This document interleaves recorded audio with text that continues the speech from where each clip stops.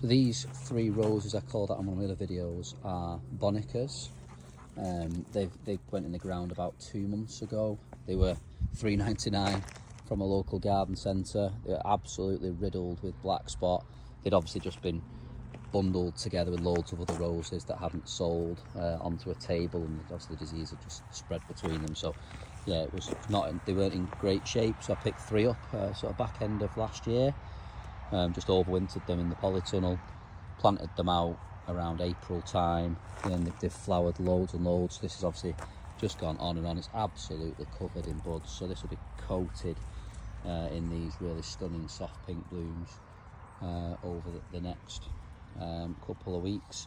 Obviously the tarp here, I've explained in a previous video, is just, there's all the grass. When we cut the grass, I've just piled it up under here to create a bit of a layer, and then just covered it down with the tarps just to kill off the grass that's underneath. So we'll leave that for a good few months to enrich the soil even further, although the topsoil around here is exceptional.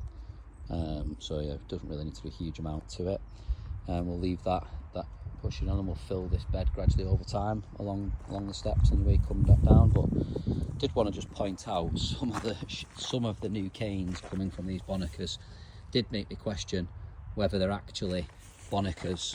You know, you read everywhere it's quite a compact shrub, but they're all sending out really big canes here at the minute, so we shall see. I mean, the flower heads suggest it's also a Bonica. It looks very similar to the way the others are clustering up, so don't assume it's anything other than Bonica. But yeah, if it's going to end up about that sort of height, it'll be quite a big solid mass of pink flowers next year. We'll see. But yeah, would highly recommend this rose. It's really tough. They've grown really well. You know, down here is quite a little bit exposed, so they look great. No real fragrance to it, but yeah, they do put on a real show most of the year. So would definitely recommend these if you see them.